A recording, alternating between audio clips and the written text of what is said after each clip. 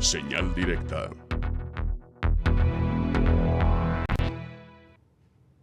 Estamos de regreso en Señal Informativa. Vamos a la línea telefónica. Está en la misma David Gómez Álvarez con su colaboración esta semana. David, adelante. Buenos días. Buenos días, Sonia. Buenos días al auditorio de Radio Universidad y Canal 44.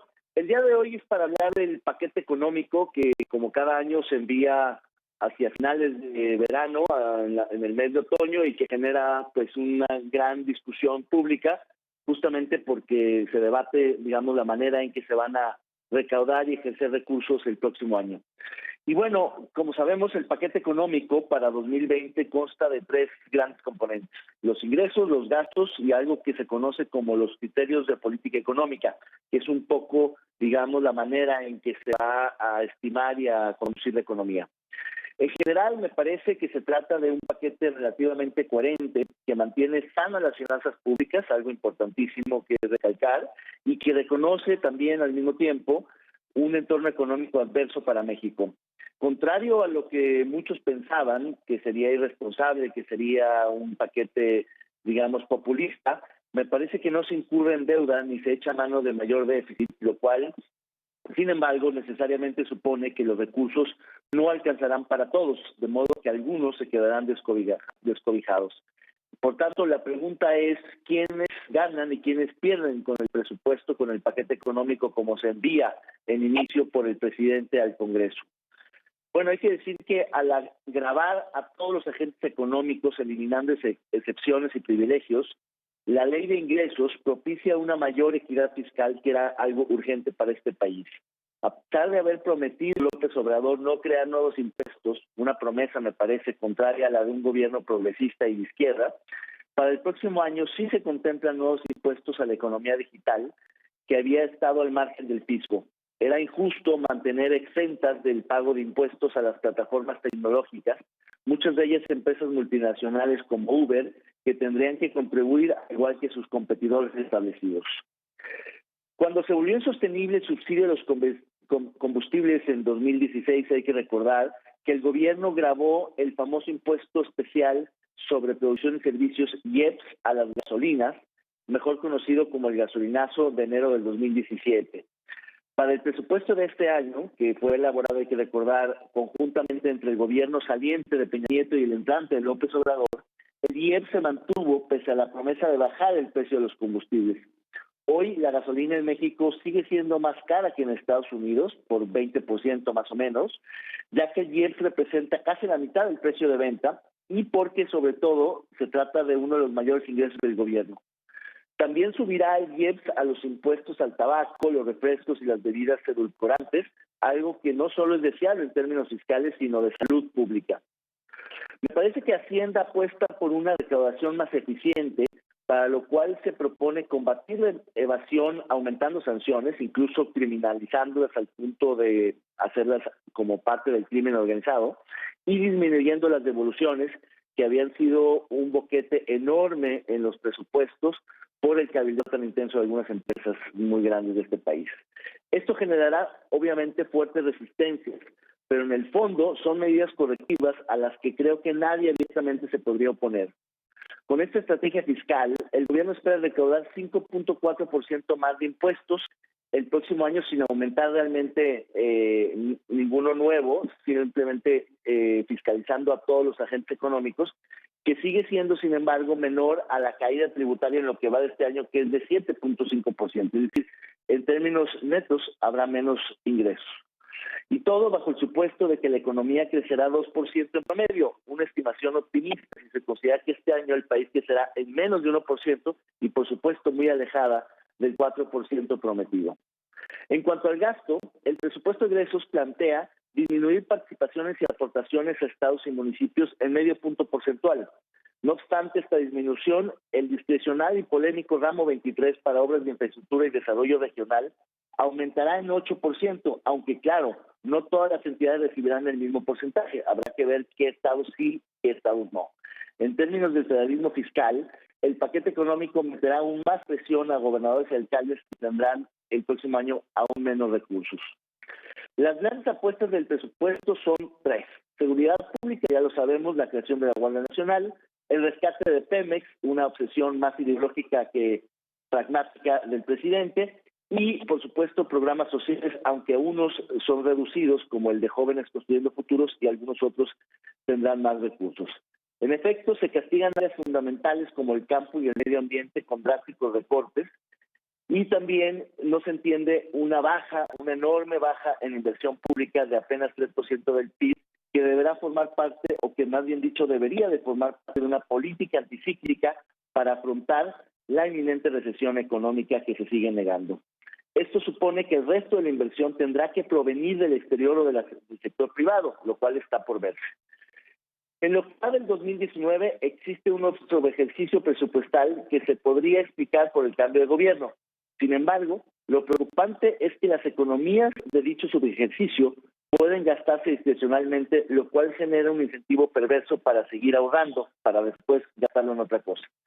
Se requieren mayores controles presupuestales en general al ejercicio del gasto, pero sobre todo una propuesta que ha estado ahí, latente en el debate público nacional, que es la creación de un Consejo Nacional Fiscal que coadyuve a la Secretaría de Hacienda a una conducción más equilibrada del país, donde los ganadores no ganen tanto y donde los perdedores no pierdan tanto o sean compensados.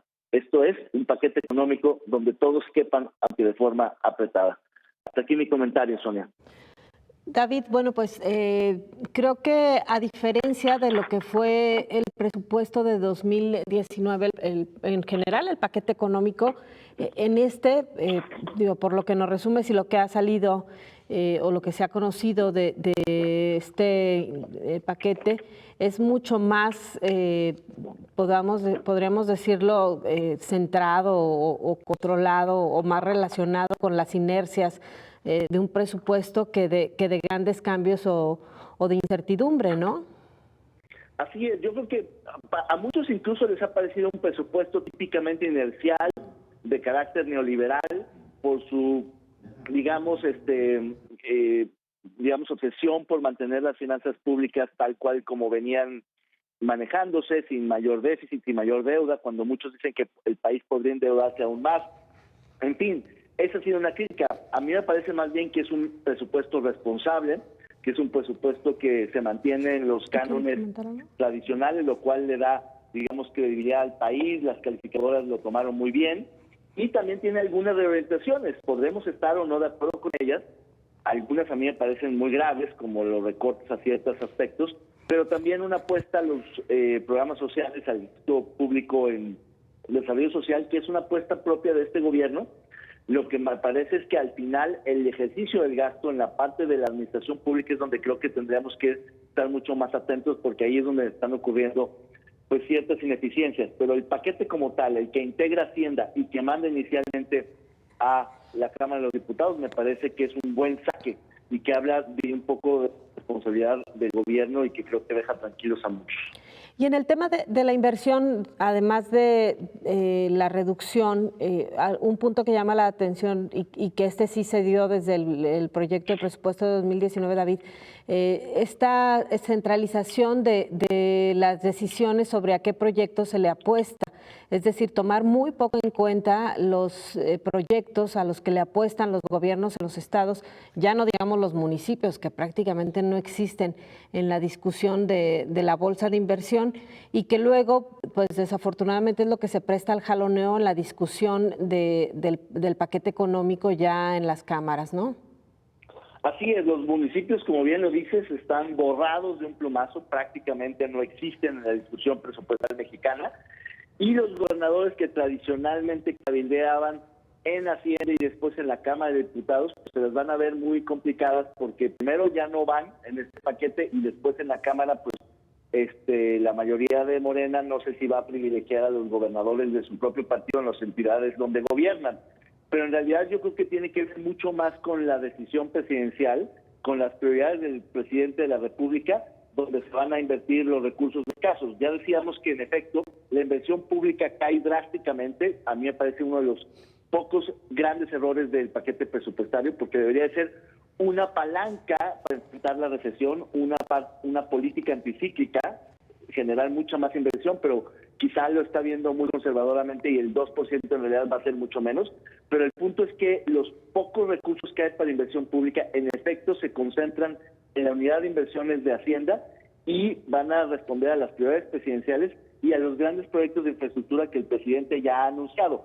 Me parece que también hay un punto en ese sentido que comentaba uno de los subsecretarios, que era no dispersar los recursos escasos en obras pequeñas o en avances parciales o marginales en obras eternamente inconclusas, sino más bien apostar por pocas para que terminen, porque políticamente, claro, eso es mucho más redituable que estarle poniendo pocos kilómetros a muchas carreteras que nunca terminan de terminar. Entonces, creo que tanto por escasez de recursos fiscales como por estrategia política electoral, el presidente va a apostar por pocas obras que sean muy visibles. Claro, y si tomamos como botón de muestra Jalisco, lo vemos clarito esto que estás mencionando, ¿no, David? Hay recursos en inversión para algunos tramos carreteros de estos programas multianuales, como la carretera El Tuito-Melaque o como la de Santa Rosa La Barca, y proyectos de infraestructura, además que pues también se le da por ahí un poco de dinero a la terminación de la línea 3, que se supone que con esto ya se completa la bolsa, y también pues simplemente para mantenimiento de la presa El Zapotillo.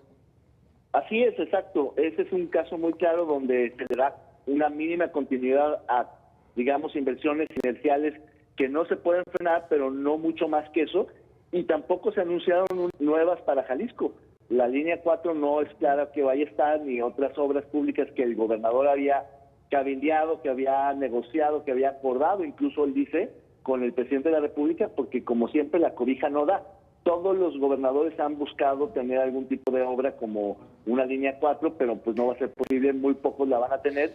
Y creo que al final también hay una apuesta de López Obrador por las entidades del sureste, por el Tren Maya, por los estados más rezagados, y eso también tiene sentido si pensamos en un país con desequilibrios regionales y no solamente interpersonales, donde en efecto las regiones más retrasadas son las que tendrían que tener este tipo de inversión, y Jalisco pues no cae dentro de ellas y por tanto será una de las entidades que no reciba recursos de la Federación probablemente en los siguientes años. Entonces, a mí me parece en principio que es una cobija como todas, que no ajusta para todos, pero me parece que es una cobija sensata que habría que tratar de discutir entre más actores en el país y no solamente el gobierno, para que en efecto los descobijados pierdan menos. Claro. David, pues será muy importante ver que la capacidad de gestión que tengan los diputados de Movimiento Ciudadano, el mismo gobernador en el acercamiento con las secretarías en la discusión del presupuesto. Muchísimas gracias, buen día. Gracias a ti, saludos a Belén y al auditorio, buenos días. Muchas gracias, David Gómez Álvarez. Bueno, con este análisis sobre el paquete económico que presentó el presidente Andrés Manuel López Obrador. Hacemos una pausa, regresamos, tenemos más.